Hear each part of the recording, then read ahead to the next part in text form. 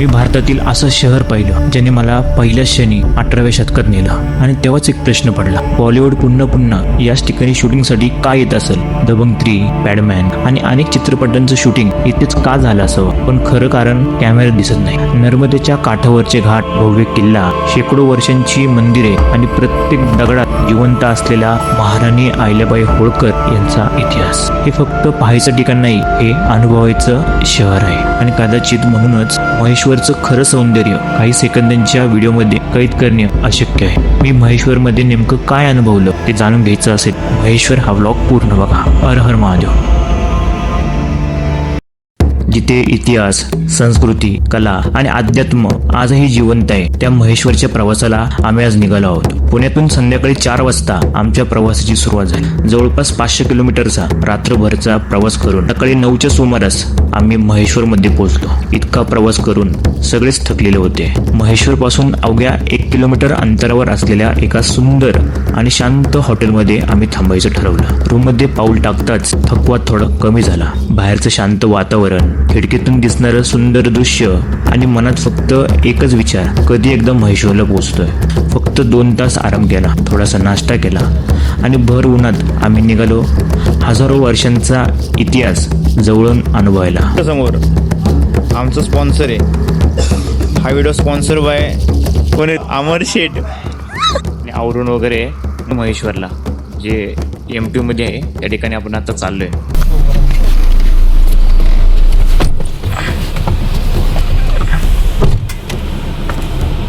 हर हर महादेव.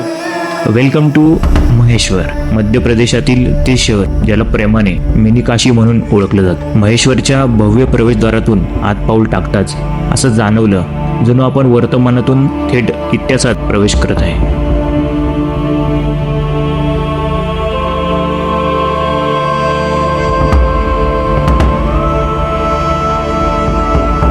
महेश्वरी शहरात प्रसिद्ध काय असेल तर इथली महेश्वरी साडी, तसेच इथले गडकिल्ले, घाट, या सगळ्या गोष्टी ह्या अहिल्याबाई होळकर यांच्या साम्राज्यापासून या ठिकाणी खूप फेमस आहेत. होळकर साम्राज्याची राजधानी म्हणून महेश्वरी या शहराला ओळखलं जातं. अहिल्याबाई होळकरांबद्दल सांगायचं झालं तर त्यांनी आजपर्यंत तुम्ही पाहिलं असेल सोमनाथ ज्योतिर्लिंगाची पुनर्स्थापना असेल, तसेच भुश्मेश्वर ज्योतिर्लिंगाच्या बाजूला तुम्ही अहिल्याबाई होळकर घाट बघितलाय, तर तो देखील अहिल्याबाई होळकर यांनीच त्या ठिकाणी पुनर्जीवित केला. होळकर साम्राज्याच्या राजधानी असलेल्या महेश्वर या शहरात आपण किल्ला बघायला आलो.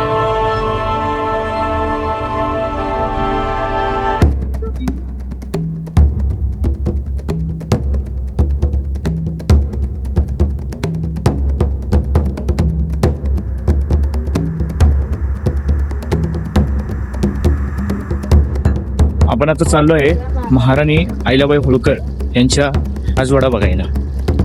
दगडांवर केलेले सुंदर कोरीव काम, राजेशाही वास्तुकला आणि प्रत्येक भिंतीत दडलेला इतिहास, हे सगळं पाहून आत काय असेल याची उत्सुकता आणखी वाढली.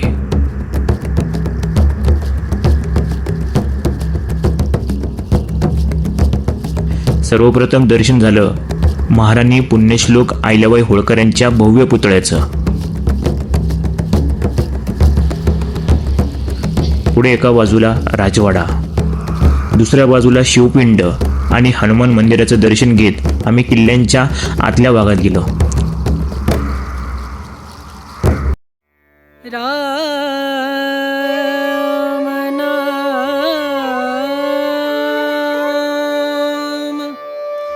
भजले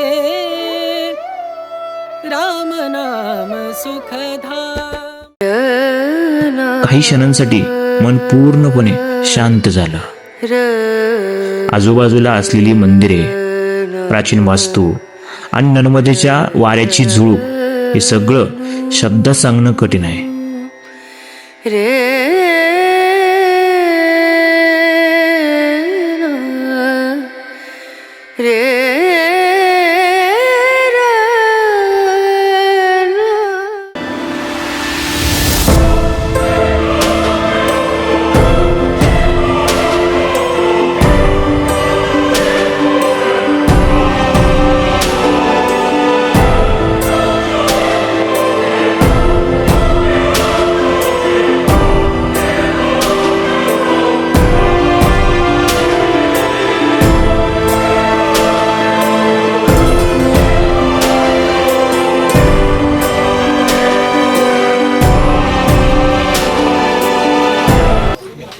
मंदिराजवळच जगप्रसिद्ध महेश्वरी साड्या हातमागावर कशा विणल्या जातात हे प्रत्यक्ष पाहण्याची संधी मिळाली.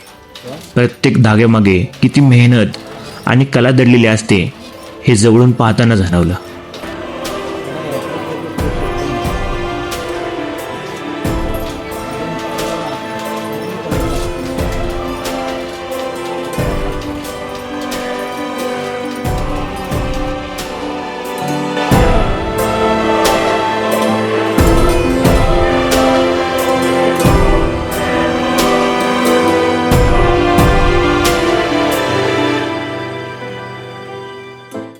पुढे आम्ही निघालो राजराजेश्वर मंदिराकडे.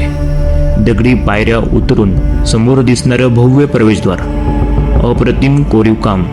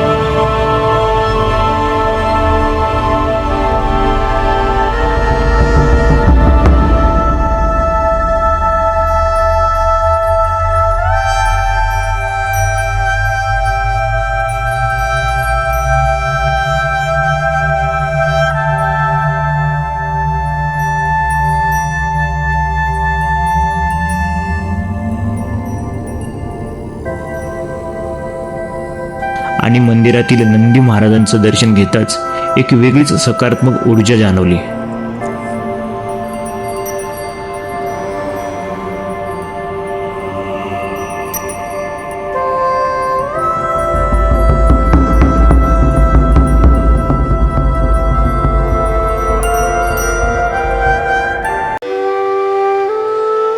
पुढे महादेवाचं दर्शन घेतलं आणि आजूबाजूच्या छोट्या मंदिरांनाही भेट दिली.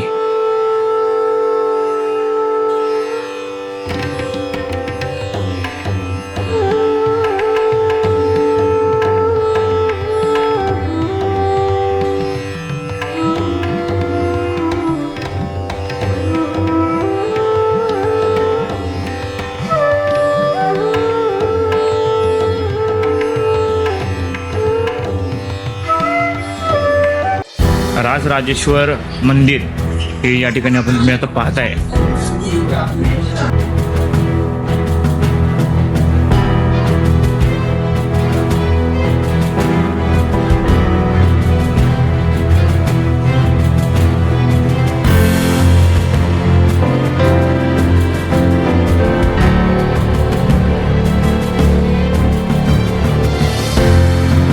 त्यानंतर आम्ही श्रीराम मंदिरांच्या दिशेने गेलो.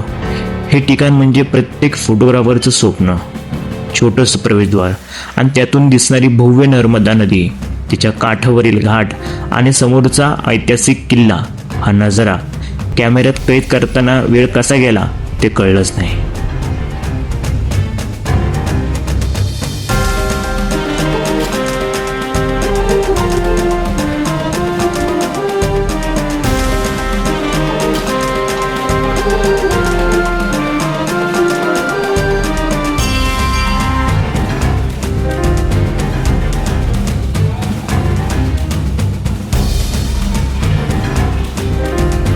आता आम्ही खाली घाटाकडे उतरलो.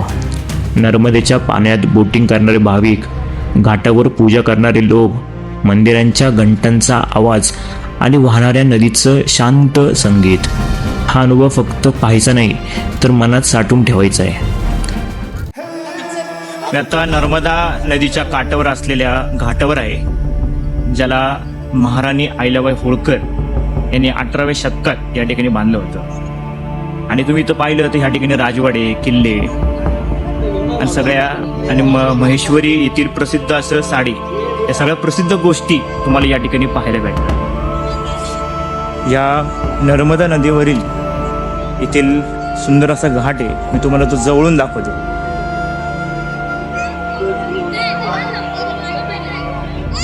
हे सगळे नर्मदा नदीच्या जवळील हे सगळे घाट आणि छोटी मोठी मंदिरं या ठिकाणी आहेत.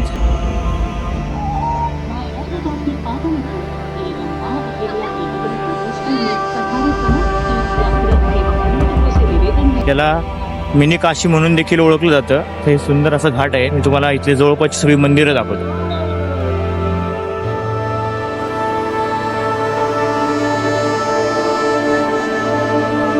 घाटावर उभं राहिल्यावर एक गोष्ट प्रकाशाने जाणवली. हा फक्त घाट नाही तर अनेक शतकांचा इतिहास आहे. तेव्हा लक्षात आलं की पॅडमॅन, दबंग 3 आणि अनेक चित्रपटांनी आपल्या शूटिंगसाठीच महेश्वरची निवड का केली असेल.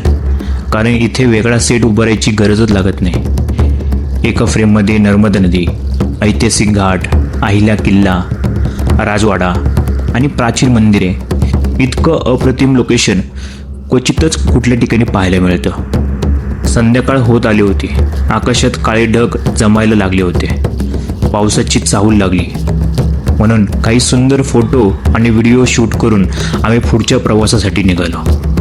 आणि जाताना महेश्वरची ओळख असलेली सुप्रसिद्ध महेश्वरी साडी खरेदी करण्यासाठी एका दुकानातही थांबलो. महेश्वरी या ठिकाणी जर तुम्ही आलात तर इथली महेश्वरी साडी ही अत्यंत प्रसिद्ध आहे. या ठिकाणी आपल्याला बघा खंडेरायाचं देखील दर्शन झाले. आता इथं अमर शेठ वहिनीनं साडी घेतोय. 1, 2, 3 हे 3 जण इथं लग्न झालेले आहेत आणि आम्ही 3 जण असं हे अनमॅरिड आहेत. वहिनीला साडी घेतोय. किती घेतोय वहिनीला साडी? मोबाईलच्या स्क्रीनवर किंवा रील्समध्ये महेश्वर जितकं सुंदर दिसतं त्यापेक्षा कितीतरी पटीने सुंदर ते प्रत्यक्षात आहे. जर तुम्ही इतिहासप्रेमी असाल, सिनेमॅटिक लोकेशन आवडत असतील किंवा फक्त मनशांती शोधत असाल तर आयुष्यात एकदा तरी महेश्वरला भेट द्या. आता आमचा हा प्रवास इथून पुढे सुरू होणार आहे.